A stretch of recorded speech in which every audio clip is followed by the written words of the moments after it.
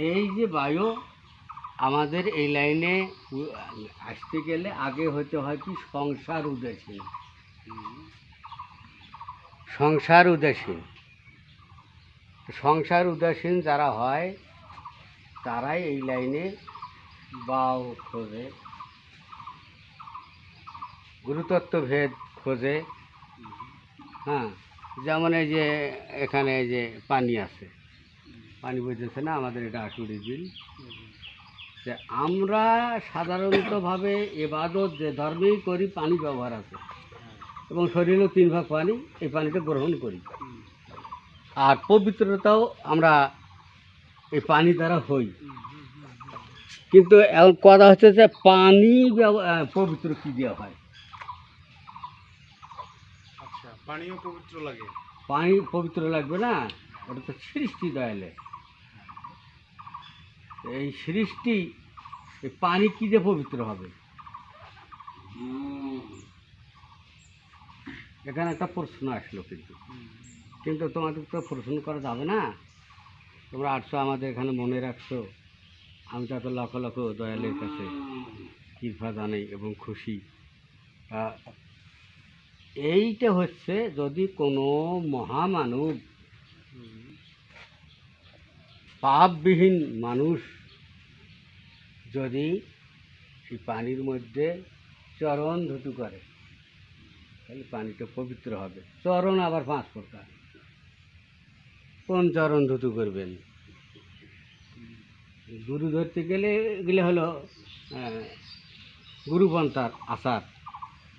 তো আমাদের লালন সাহেব বলছে যে সব লেখকের লালন কি জাত সংসারে, লালন কা জাতের কিরূপ দেখলাম না এই নজরে। তা এখন কথা হচ্ছে, মানুষ যখন প্রশ্ন তুললো যে লালন তো কিছুই করে না, মন্দিরেও যায় না, মসজিদেও যায় না, গির্জাও যায় না, প্যাকেটাও যায় না, তাই কী জাত? তখন উনি গান লিখলেন, সব লোকে কয় লালন কি জাত সংসারে। শেষে বলল যে লালন বলে জাতের ফাতা বিকিয়েছি 7 বাজারে। আবার এখানে আছে 7 বাজার, সাধুর ঘাটে 7 বাজার। এই 7 বাজার যে সৌদা করতে হয়, 7 বাজার যে ঠিকভাবে সৌদা হয় তাহলে সে সাধু হয়। সৌদা বলতে? সৌদা বলে আমরা যেমন বাজার আছে, বাজারে আমরা সুষম খাদ্য খরিদ করবো। আরও তো অন্যান্য খাদ্য আছে যেগুলো আমরা শরীরে ক্ষতি করে আছে।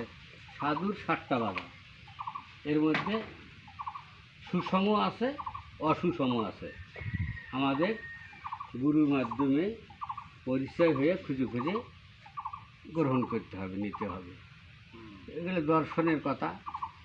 যেমন ফার্সিত লালন সম্পর্কে লেখাপড়া হচ্ছে এখন, কিছু কিছু ভাষা মানুষ বুঝে না, গুরুর মাধ্যমে বুঝতে হয়, এই আর কি। আবার এইগুলি আবার সারা জীবনে কেউ পারে না, কেউ পারে 1 মিনিটে। বুঝতে পারছি।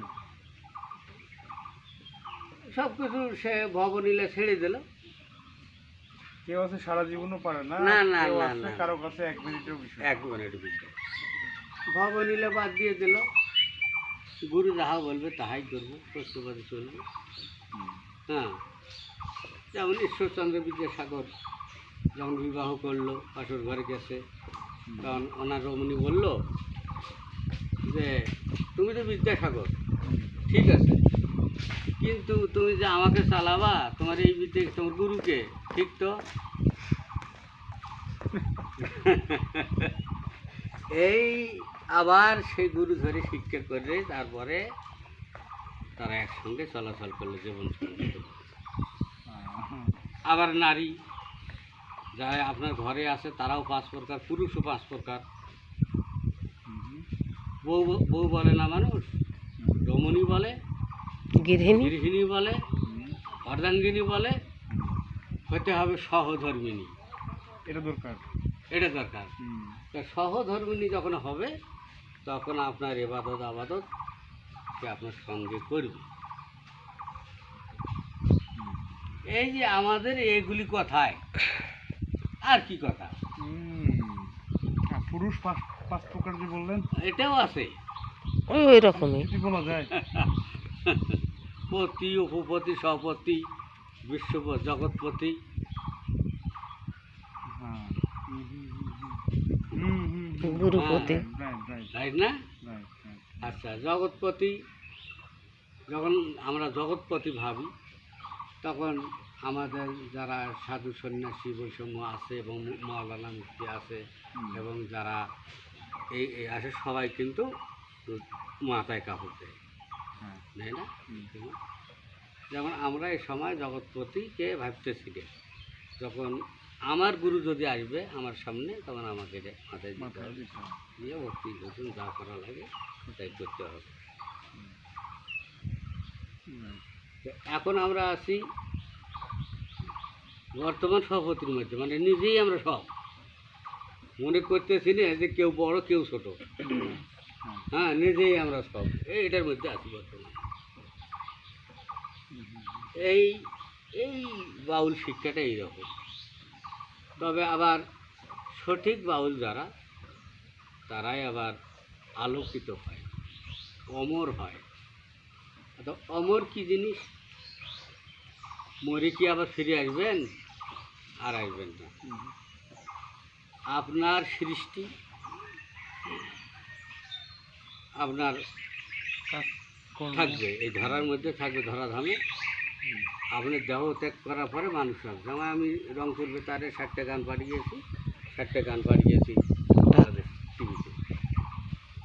আমার ওখানে নাতি নাচে গান শিখতেছে সবি মণ্ডলের মেয়ের কাছে। আমার ছেলেও অভিনয় করে, আবার বিএসসি ইঞ্জিনিয়ার। আমি চেষ্টা করতেছি যে আমার এই সৃষ্টিগুলো ধরে রাখার জন্য। এখানে যা পেছনে জায়গা রাখছে আস্তানা করব এইভাবে। কিন্তু আপনি মহাপুস্তক পড়বেন, চাকরি বাকরি যাই করবেন, খাবেন, সব কিছু করবেন, কিন্তু আপনার এই অমরত্ব থাকবে না। আমরা বিশ্ব কবিকে ভাবতেছি, নজরুলকে ভাবতেছি, আরও অন্য অন্য কবিদের ভাবতেছি, সাহিত্যিক ভাবতেছি। তারা আসলে সৃষ্টি করে গেছে, এমনি তো ভাবি না। ভাবি কি? এমনি ভাবি না। এই আমি অল্পক্ষণে যে কথাগুলো বলি সে কথাগুলো অন্য মানুষ বহু কম লাগবে এবং বুঝতেও বুঝতেও অনেক ভালো বুঝতেও সময় লাগবে। লালন সাহিত্যের ভাষা অনেক কঠিন তো, অনেক ভাষা কঠিন। বোঝা অনেক কঠিন। যেমন উনি বলছে, এই বড় আদব কুদরতি 18 মোকামের মাঝে জ্বলছে একটা নূরের বাতি, সেই বড় আদব কুদরতি এসব দেখি কানার হাট বাজার। অজগবি এক খুঁড়ি গাড়ছে, গাড়ে বলতেছে যে এটা আমার। সে জানে না সীমানাটা কার, মানে তার বিদ্যে বুদ্ধি নাই, তার বুদ্ধি নাই। সে জানে না, একটা খুঁটি গাড়লো, ঝগড়া বাঁধে দিল, কিন্তু জানে না সে সীমানাটা কার। সেটা বলে নাই যে পরের দ্রব্য পরের নারী হরণ করো না, পারে যেতে পারবে না। যতবার করিবে হরণ ততবার হবে জনম। লালন ফকির আসলে মিথ্যে ঘুরে বেড়ায় চিত্তে চিত্তে, সই হলো না এক মন দিতে, আসলেতে হলো কম। তা আমরা আসল কি দেব আর আসল বা কী দেব? এগুলি হচ্ছে গুরুবিদ্যে। যদি কার কোনো প্রশ্ন থাকে এই বিষয়ে পরামর্শ দেখি, যদি হয়। এখনো মানে আমরা অনেক ছোট, প্রশ্ন করার মতো যোগ্যতা আমাদের এখনো প্রশ্ন ছোট বড় সবারই থাকে, এটা কথা না।